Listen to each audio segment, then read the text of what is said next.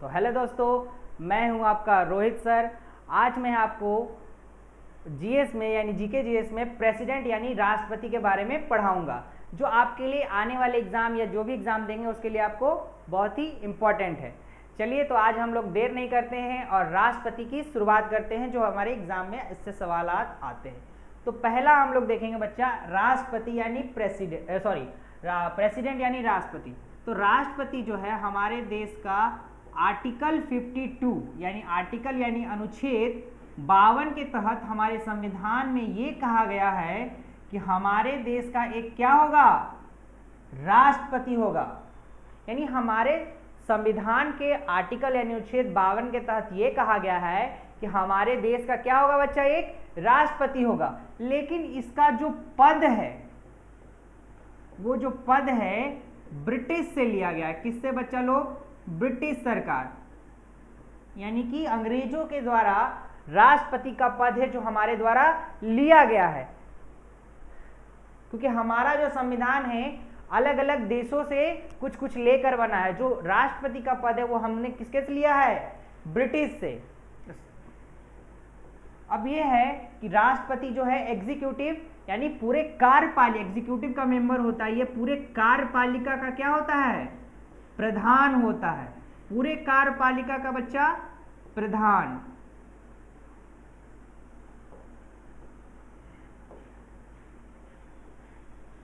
कार्यपालिका का क्या होता है? प्रधान। और ये पूरे संविधान का भी प्रधान होता है, यानी ये संवैधानिक प्रधान भी होता है।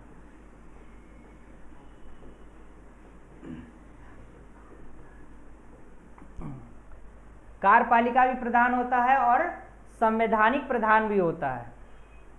तो बच्चा, राष्ट्रपति में हमने देखा कि आर्टिकल अनुच्छेद यानी कि 52 के तहत ये कहा गया है कि हमारे देश का एक राष्ट्रपति होगा और इसका पद कहाँ से लिया गया है? ब्रिटिश से। और ये क्या है? कार्यपालिका का प्रधान होते हैं और संवैधानिक प्रधान भी होते हैं। लेकिन वास्तविक प्रधान की अगर बात करें, वास्तविक प्रधान, तो वास्तविक प्रधान जो होता है बच्चा, वास्तविक प्रधान होता है वो है प्राइम मिनिस्टर यानी प्रधानमंत्री। वास्तविक प्रधान की अगर बात करें तो वो कौन होता है? क्योंकि जो भी आप लोग राष्ट्रपति अपनी जो भी पावर, जो भी शक्ति का उपयोग करता है वो प्रधानमंत्री के ही सहायता से करता है। क्योंकि राष्ट्रपति खुद नहीं सारी शक्तियां अपना उपयोग करता है, इसलिए उसको कार्यपालिका का प्रधान और संवैधानिक प्रधान भी कहा जाता है। लेकिन अगर वास्तविक प्रधान की अगर जब भी बात आएगी तो वो क्या होगा? प्राइम मिनिस्टर यानी प्रधानमंत्री। चलिए आगे देखते हैं। आगे अगला है कि हमको पता है कि हमारे देश के जो राष्ट्रपति यानी हमारे देश के जो प्रेसिडेंट है वो भारत के क्या कहलाते हैं? फर्स्ट सिटीजन या फिर भारत का प्रथम नागरिक भी कहलाता है। क्या आप भारत का फर्स्ट सिटीजन कर लीजिए या भारत का प्रथम नागरिक कर लीजिए, ये क्या कहलाता है? भारत का प्रथम नागरिक। तो हमने यहाँ तक देखा। तो बाबू, पद जो है वो कहाँ से लिया गया है? ब्रिटिश, यानी ब्रिटिश सरकार के द्वारा, यानी अंग्रेजों के द्वारा। हमको पता है कि हमारे देश का राष्ट्रपति एक कार्यपालिका का प्रधान होता है, संवैधानिक प्रधान भी होता है। लेकिन वास्तविक प्रधान की अगर बात करेंगे तो वो प्रधानमंत्री होता है। और भारत का जो प्रथम नागरिक हमारा कौन कहलाता है? प्रेसिडेंट यानी राष्ट्रपति यानी फर्स्ट सिटीजन। चलिए आगे हम लोग बढ़ते हैं। अब देखें कि राष्ट्रपति, अगर राष्ट्रपति का चुनाव लड़ना है या किसी भी व्यक्ति को लड़ना है, उसके लिए कुछ क्राइटेरिया बनाया गया है। तो उसी क्राइटेरिया को हम लोग देखेंगे। तो पहला है बच्चा यानी क्वालिफिकेशन ऑफ प्रेसिडेंट। यानी प्रेसिडेंट की क्वालिफिकेशन क्या होना चाहिए? मान लीजिए कोई भी हमको चुनाव लड़ना है, तो राष्ट्रपति की योग्यता की बात करें तो क्या होनी चाहिए?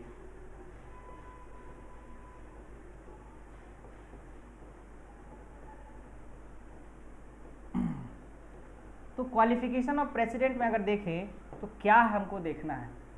अगर मान लीजिए हमको राष्ट्रपति का चुनाव लड़ना है तो कुछ तो योग्यता होनी चाहिए ना। ऐसी कोई थोड़ी आएगा और राष्ट्रपति का चुनाव लड़ लेगा।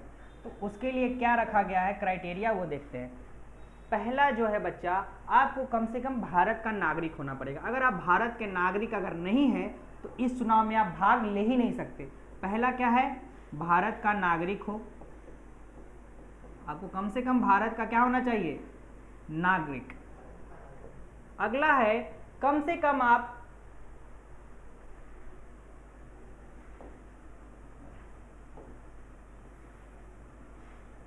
क्या बच्चा, पहला है कि भारत का नागरिक हो,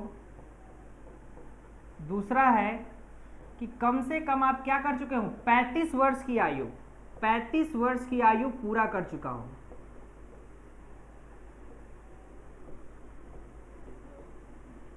यानी अगर आप 35 वर्ष पूरा होने में एक दिन भी अगर आपका बचा है फिर तो आप चुनाव में भाग नहीं ले सकते हैं। 35 वर्ष की आयु आपको क्या करना होगा, पूरा करना होगा। 35 वर्ष की आयु क्या कर चुका हो, पूरा कर चुका हो।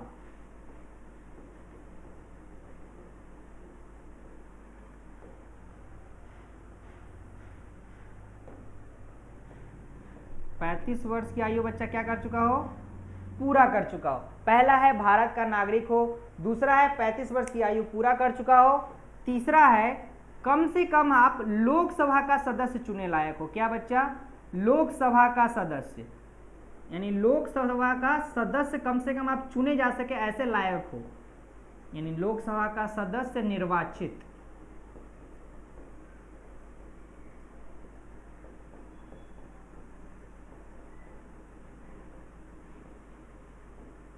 लोकसभा का सदस्य निर्वाचित होने लायक हो। अगला है, अगला क्राइटेरिया क्या है, पहला था भारत का नागरिक हो, दूसरा है 35 वर्ष की आयु पूरा कर चुका हो, तीसरा है लोकसभा का सदस्य निर्वाचित होने लायक हो। लेकिन चौथा है किसी भी लाभ पद पर न हो, लाभ पद, किसी लाभ पद पर न हो, किसी लाभ पद पर न हो। यानी लाभ पद पर करने का मतलब है कि आप कोई गवर्नमेंट जॉब यानी नहीं कर रहे हो। अगर आप गवर्नमेंट जॉब कर रहे हैं तो अगर आपको चुनाव लड़ना है तो आपको जॉब छोड़ना पड़ेगा, बिना जॉब छोड़े आप यहाँ चुनाव नहीं लड़ सकते। तो ये आम चाहे तो आम आदमी भी इस चुनाव में भाग ले सकता है, अगर इतना है तो सबके पास है, आम आदमी के पास भी। लेकिन आम आदमी का सपना कब टूटता है, जब उनके पास आता है कि आपको 50 प्रस्तावक और 50 अनुमोदकों का क्या चाहिए, सपोर्ट चाहिए। यानी 50 प्रस्तावक सांसद विधायक के रूप में और 50 अनुमोदक सांसद विधायक के रूप में अगर आपका सपोर्ट नहीं है तो आप इस चुनाव में भाग नहीं ले सकते हैं।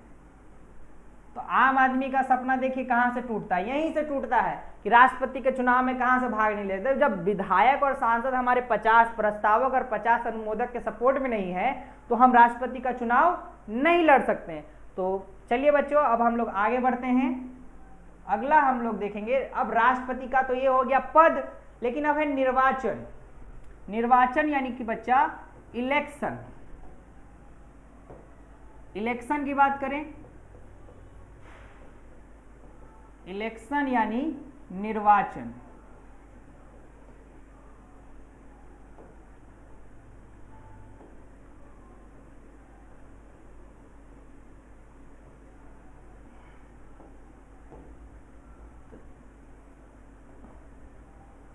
तो निर्वाचन देखेंगे तो निर्वाचन आर्टिकल 54 के तहत,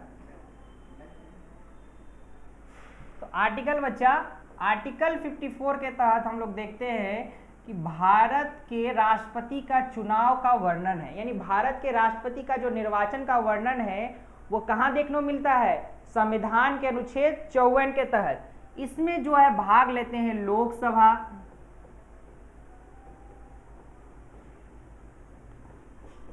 राज्यसभा, लोकसभा और राज्यसभा के सदस्य और विधानसभा के सदस्य। क्या बच्चा, विधानसभा, यानी सभी राज्यों में विधानसभा होती है तो विधानसभा के सदस्य क्या लेते हैं, इसमें विधानसभा के सदस्य इनके चुनाव में क्या लेते हैं, भाग लेते हैं।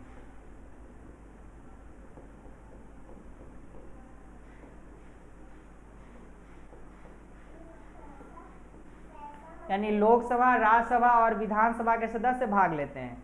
तो लेकिन हमने सुना हो यहाँ विधान परिषद क्यों नहीं भाग लेता है बच्चा, तो विधान परिषद इसलिए नहीं भाग लेता है कि हमारे संविधान में कहा गया है कि विधान परिषद संवैधानिक नहीं है।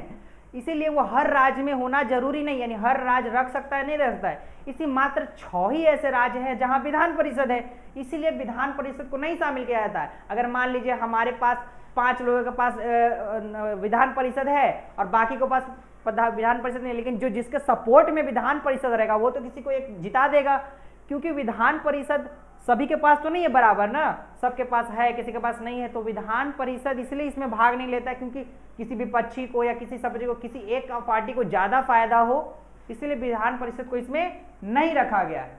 तो लोकसभा, राज्यसभा, विधानसभा के सदस्य इसमें भाग लेते हैं। चलिए, तो अगला है बच्चा, अगला है कार्यकाल। अगला क्या है? कार्यकाल। तो कार्यकाल हमको पता है, राष्ट्रपति का जो कार्यकाल है वो कितने वर्ष का होता है? राष्ट्रपति का जो कार्यकाल है वो 55 वर्ष का होता है, जिसको कहां रखा गया है बाबू? आर्टिकल 56 के तहत।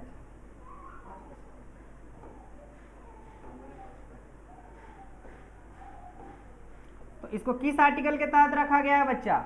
यानी राष्ट्रपति के कार्यकाल 5 वर्ष का होता है, जिसका वर्णन हमको संविधान के अनुच्छेद 56 में देखने को मिलता है।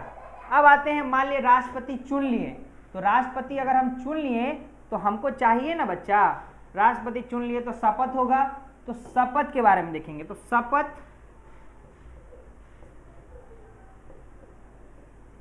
तो अब क्या देखेंगे? शपथ। शपथ को बच्चा आर्टिकल, यानी इसको रखा गया है आर्टिकल 60 के तहत। किस आर्टिकल के तहत? आर्टिकल 60 के तहत हमको शपथ देखने को मिलता है, यानी संविधान के अनुच्छेद 60 के तहत हमको शपथ देखने को मिलता है। तो शपथ कौन दिलाते हैं? तो सर्वोच्च न्यायालय, हाँ, सुप्रीम कोर्ट, सर्वोच्च न्यायालय के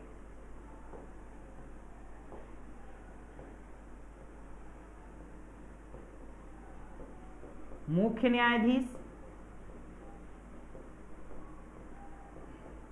न्यायाधीश दिलाते हैं। अगर मान लीजिए किसी कारणवश मुख्य न्यायाधीश उपस्थित नहीं है तो उनकी अनुपस्थिति में कौन दिलाते हैं? वरिष्ठ न्यायाधीश, यानी उनसे छोटे जो होते हैं वरिष्ठ न्यायाधीश क्या दिलाते हैं? शपथ दिलाते हैं। अगर मान लीजिए मुख्य न्यायाधीश अनुपस्थित है तो चलिए आगे बढ़ते हैं। स्टॉप। तो अब देखेंगे बच्चा महाभियोग। अब राष्ट्रपति पर महाभियोग,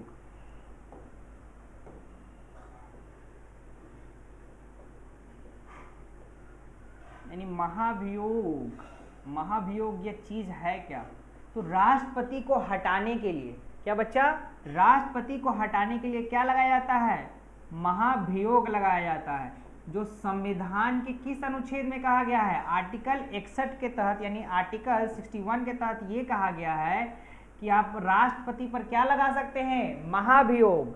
अगर राष्ट्रपति अपनी शक्तियों का गलत उपयोग कर रहा है या संसद के लोग उसे हटाना चाहते हैं, ये तो क्या लगाते हैं हम लोग? राष्ट्रपति को हटाने के लिए महाभियोग लगाते हैं। तो महाभियोग किस आर्टिकल के तहत लगता है बच्चा? 61 के तहत। तो अब महाभियोग है क्या? तो राष्ट्रपति को हटाने के लिए लगाया जाता है। राष्ट्रपति को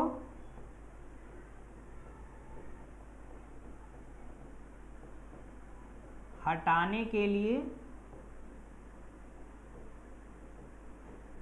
लाया जाता है।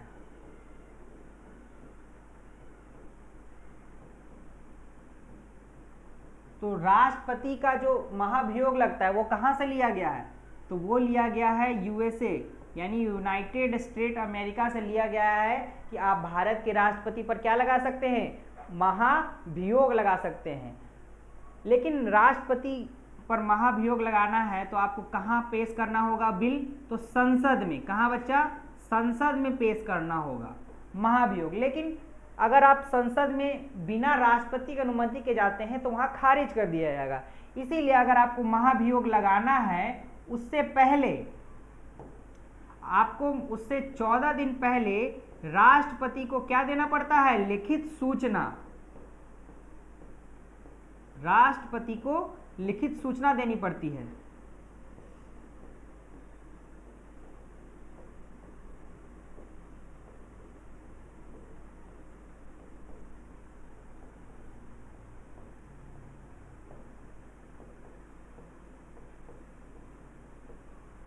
यानी राष्ट्रपति को हटाने के लिए लाया जाता है। और ये कहाँ से लिया गया है महाभियोग? तो यूएसए से। कहाँ लाया जाता है बाबू? संसद में। तो राष्ट्रपति को आपको 14 दिन पहले लिखित सूचना देनी पड़ती है। अगर आप राष्ट्रपति को 14 दिन पहले लिखित सूचना नहीं देते हैं तो अगर आप संसद में वो बिल लाते हैं तो वो क्या होगा? वो खारिज कर दिया जाएगा। तो महाभियोग हो गया बच्चा। तो अगला है बच्चा, अब है रेजिग्नेशन। रेजिग्नेशन का मतलब होता है त्याग पत्र। मान लीजिए अब राष्ट्रपति अपना त्याग पत्र देना चाहता है, तो त्याग पत्र देगा तो किसको देगा? तो त्याग पत्र जो देता है वो देता है उपराष्ट्रपति को। किसको?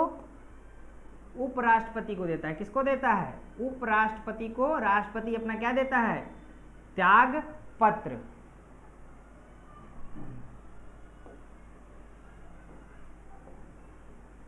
किसको देता है बच्चा? उपराष्ट्रपति को, यानी वाइस प्रेसिडेंट को।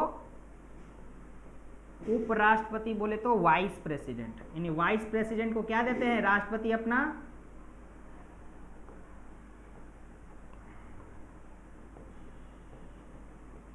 त्याग पत्र, यानी रेजिग्नेशन लेटर किसको देते हैं? राष्ट्रपति उपराष्ट्रपति को।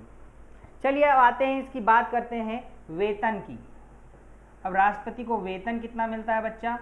तो वेतन जो मिलता है वो मिलता है 5 लाख। इनका जो इनकम है, जो सरकारी सेवाएं हैं वो इनको 5 लाख और कुछ अलग सरकारी सेवाएं भी मिलती है। तो रेजिग्नेशन यानी त्याग पत्र में देखा किसको देते हैं? उपराष्ट्रपति को। लेकिन मान के चलिए अगर राष्ट्रपति के पद अगर खाली है, राष्ट्रपति ने त्याग पत्र दे दिया तो राष्ट्रपति का पद तो खाली होगा ना। तो राष्ट्रपति का पद अगर खाली, तुरंत तो चुनाव नहीं हो जाएगा, तो राष्ट्रपति का अगर पद खाली है तो वहां जो काम करेगा वो कौन करेगा? वाइस प्रेसिडेंट काम करेगा उनकी जगह पर, राष्ट्रपति की जगह पर। लेकिन इसके लिए एक समय सीमा मानी गई है। आप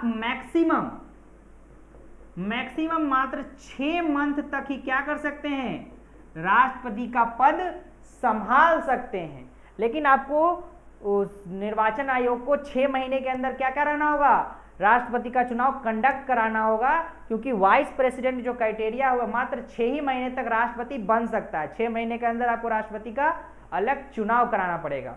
तो हमने देखा बच्चा, एक बार रिकॉल मार लेते हैं शुरू से।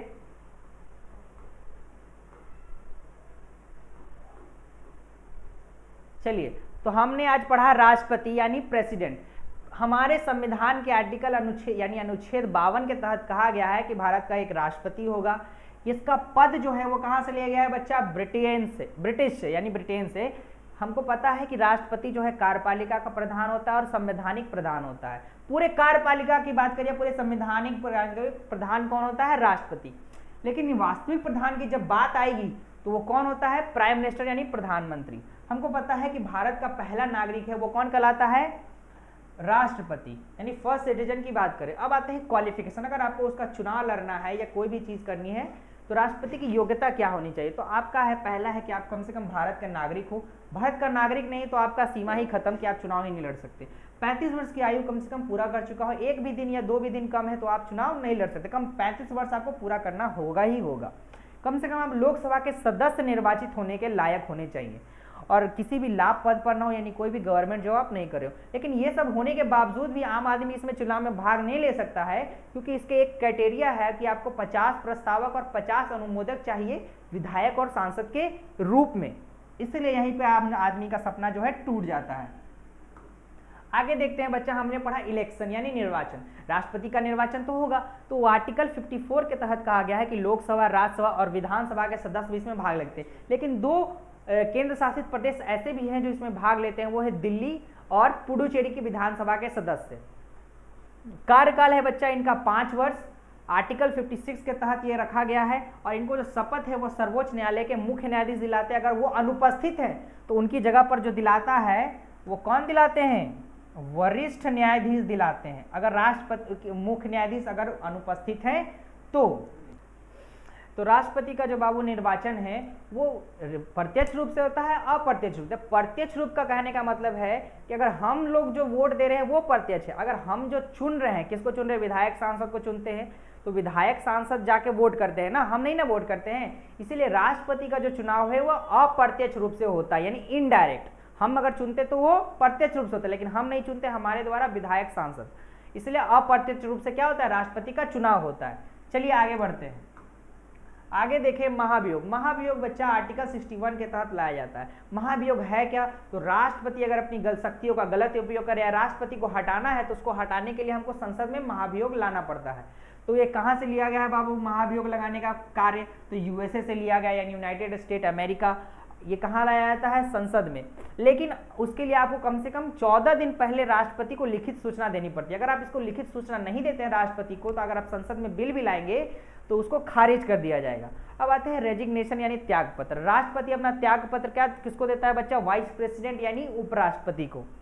लेकिन अगर राष्ट्रपति का पद तो खाली हो गया तो उस पद पर कौन रहेगा, तो हमने वाइस प्रेसिडेंट जो चुना है, जो राज्यसभा का सभापति होता है, वो क्या बन जाएगा, ये बन जाएगा राष्ट्रपति, और राष्ट्रपति के रूप में कार्य करेगा। लेकिन मैक्सिमम 6 ही महीने तक काम कर सकता है, क्योंकि इससे ज्यादा अनुमति नहीं है। 6 महीने के अंदर निर्वाचन आयोग को क्या कराना पड़ता है, राष्ट्रपति का दोबारा चुनाव करना पड़ता है। और इसका जो वेतन है बच्चा वो 5 लाख है। और जो वाइस प्रेसिडेंट है, जो राज्यसभा का सभापति होता है, उसका कार्य खत्म हो जाएगा उस समय, और वो क्या संभालेगा, राष्ट्रपति का कार्य, और उपराष्ट्रपति की जगह पर कोई राज्यसभा का सदस्य बैठेगा। चलिए हमने अब आगे बढ़ते हैं। बच्चा तो भारत में कुल अब तक कितने राष्ट्रपति हुए हैं, कुल 15 राष्ट्रपति हुए हैं। तो उन कुल 15 राष्ट्रपति के बारे में हम लोग देखेंगे। पहले जो है हमारे भारत में संविधान सभा के जो चुना गया था वो है राष्ट्रपति, यानी कि राजेंद्र प्रसाद। ये हमारे भारत के प्रथम राष्ट्रपति कहलाए। उसके बाद जो बने दूसरे नंबर पर वो बने सर्वपल्ली राधाकृष्णा। अगला जो बने उनके बाद तीसरे नंबर पर वो बने जाकिर हुसैन। फिर बने चौथे नंबर पर वीवी गिरी। 5वें नंबर पर बने फखरुद्दीन अली अहमद। और जो 6ठे नंबर पे बने वो है नीलम संजीव रेड्डी। और 7वें जो बने वो है ज्ञानी जैल सिंह। और 8वें जो बने वो बने आर वेंकटरमन। और उसके बाद 9वें नंबर के जो राष्ट्रपति बने वो बने शंकर दयाल शर्मा। 10वें नंबर के बने वो है KR नारायण। 11वें नंबर के बने वो जो है APJ अब्दुल कलाम जी बने। फिर 12वें नंबर पे बने प्रतिभा देवी सिंह पाटिल, जो हमारे भारत की प्रथम महिला राष्ट्रपति भी रहीं। और 13 नंबर पे बने प्रणब मुखर्जी। 13वें नंबर के 14वें नंबर पे बने रामनाथ कोविंद, जो हाल ही में अभी रिटायर हुए हैं।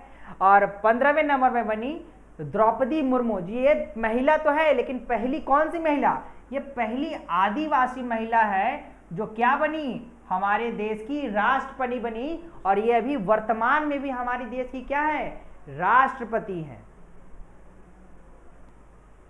तो चलिए बच्चा, हमने देखा राष्ट्रपति के बारे में। तो राष्ट्रपति के कुछ आर्टिकल्स हैं, ये ट्रिक है जिससे आप आसानी से आर्टिकल्स को याद कर सकते हैं। तो हमने देखा कुल 15 राष्ट्रपति के बारे में।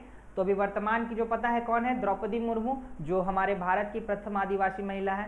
तो कुछ ऐसे राष्ट्रपति के जो आर्टिकल्स है जो आप आसानी तरीके से याद कर सकते हैं, चलिए उसको हम लोग देखते हैं। ये एक आसान सा एक ट्रिक है जिसकी सहायता से आप आराम से इसको याद कर सकते हैं,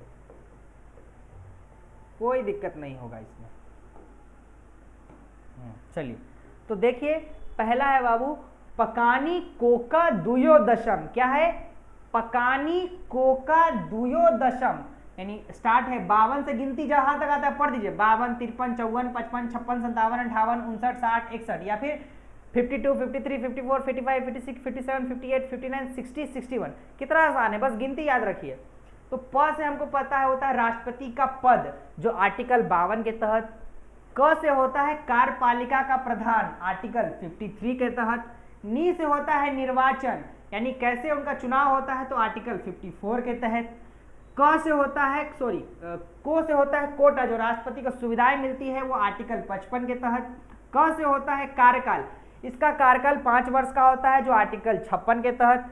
दू से होता है बाबू दोबारा नियुक्ति, अगर राष्ट्रपति अगर हट गया है तो दोबारा तो चुनाव होगा ना, तो दोबारा नियुक्ति होती है, वो आर्टिकल 57 के तहत। यो से होता है योग्यता, योग्यता है वो आर्टिकल 58 के तहत हमने पढ़ा, 4 क्राइटेरिया होता है। और द से होता है दशा, जो आर्टिकल 59 के तहत। अगला है बाबू स से होता है शपथ, शपथ किस आर्टिकल के तहत लिया जाता है? आर्टिकल 60 के तहत। और म से होता है महाभियोग, महाभियोग किस आर्टिकल के तहत लगाया जाता है? आर्टिकल 61 के तहत। तो ये बच्चा हमारे जो आर्टिकल हुए, ट्रिक हुए, जो आसानी से आप राष्ट्रपति का याद कर सकते हैं। आशा करते हैं दोस्तों आपको आज का क्लास अच्छा लगा होगा। तो आज हमारे टोटल लर्निंग यूट्यूब चैनल को लाइक करें, सब्सक्राइब करें, फॉलो करें। और हमारा एक नया बैच टोटल लर्निंग ऐप पे स्टार्ट हुआ है, प्रयास बैच, उसको ज्वाइन करें। और हमारे साथ कई ऐसे टीचर हैं जो आपको अच्छे से अच्छे कॉन्सेप्ट के साथ पढ़ाएंगे और आपके एग्जाम को क्वालिफाई कराएंगे। तो आप हमारे क्लास में जुड़िए, पैरामेडिकल के बैच, नए बैच, प्रयास बैच में। चलिए आज के लिए आपको अलविदा, शुक्रिया, जय हिंद, जय भारत।